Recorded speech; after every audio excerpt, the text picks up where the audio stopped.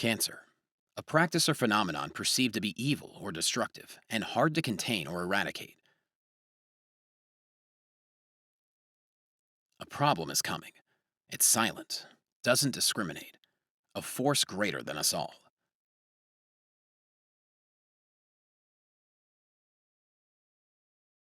Coastal cancer. Like any cancer, if we ignore it, that cancer will continue to grow. But if we face it with fresh eyes, this complex and changing landscape can begin to start building resilience. It could become next generation. To best understand where we are in rural coastal Virginia, you must first understand where we were. Native Americans indigenous to Virginia lived and moved with the water. Water came in, they moved. It was as simple as that. Then the English arrived, bringing with them their laws of the land. They surveyed and drove stakes into the ground, introducing the Americas to their laws, the law of property ownership. Those stakes in the ground, property lines, anchored people in place. If the water came in, the people stayed. They no longer moved. No longer one piece of land, the coastline became fractured, parceled. That's the culture, the legal framework in which we're operating today. As time went on, so did the growing understanding of property ownership. Today in Virginia, all land is owned by some legal entity. The owner of the land, in some cases individuals, in some cases businesses, and in some cases organizations and governments, has the right to choose what they want to do on their land. But there are laws of nature, and Mother Nature doesn't care about English common law or today's property rights. She doesn't see property lines, and she certainly doesn't discriminate. She does what she wants. And today, the biggest threat she wields is water. Water moving inland, water surging, water eating away coastlines. Landowners want to hold in place what Mother Nature wants to move: the land. How are solutions crafted or decisions made in that environment, with all of this property ownership history and rights as the backdrop? None of which, by the way, includes the complexities of the human dimension and the regulations that govern it all. Regulations? Human dimension? Yes, that's an additional angle, another one that the Native Americans didn't face. Owners have rights to decide what they do on their property, but local government has authority to govern what's approved to go on the land, and state government has authority to govern what's approved to go in the water. The waterfront, the threat of the water, sits right where that land and water interface. None of the land or water use laws to take into consideration the socioeconomic factors present in a coastal community and along these coastlines.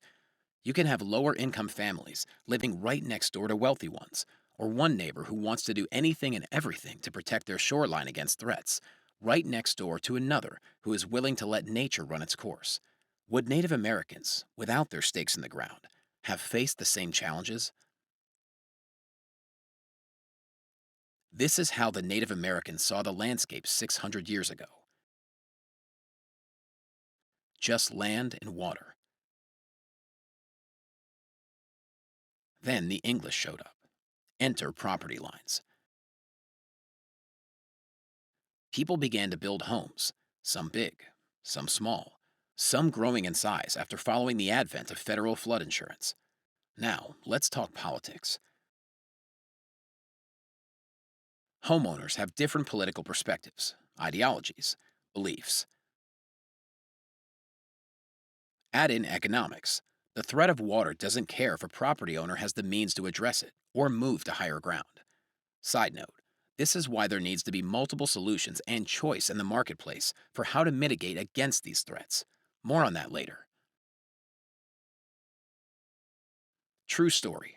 Rural coastal Virginia remains the most highly regulated area in the Commonwealth.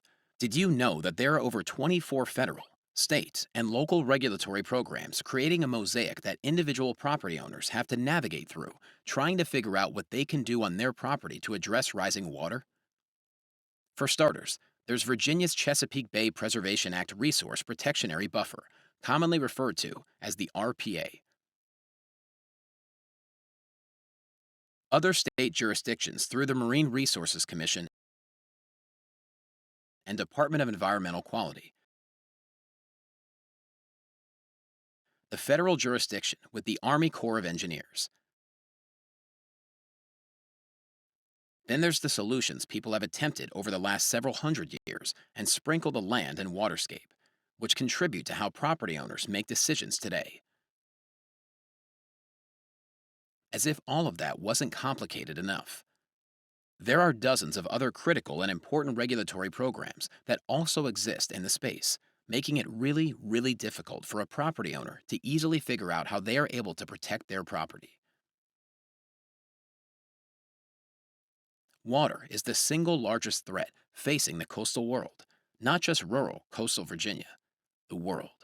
Up until now, coastal managers have planned and attempted to implement solutions without taking into consideration all of those realities we've highlighted: property ownership rights, regulatory frameworks, and the human dimension.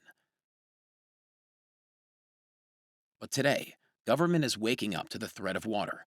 We're seeing light shine on this space, and decision makers seeing that we need to find a way to thread the needle of this waterfront chaos. The communities who respond thoughtfully and realistically to this global threat will be the communities that protect their tax base, that create jobs, that own the solution.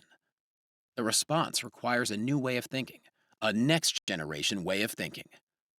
It requires understanding that consumers will all make different decisions based on their means and minds, and that solutions need to reflect that. It requires understanding that regulations put in place and shoreline management processes of the past may not be applicable today. It requires seeing with fresh eyes innovative solutions available and helping bring them to market. It requires incentivizing property owners to help protect shorelines, elevate structures, or, if needed, retreat from certain areas. It requires having choice, solutions that can be right-sized to each individual property owner. You can't put 10 people in a room and expect them to all like the same ice cream. You also can't put 10 people in a room and expect them to all be able to address waterfront challenges in the same manner. Coastal communities need an oncologist to fight the cancer, to fight the flood.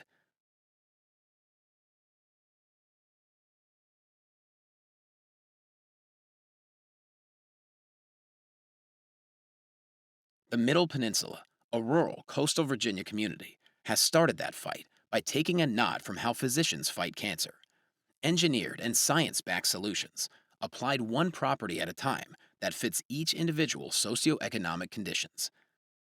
This is how we use the innovative solutions available to make our shorelines more resilient.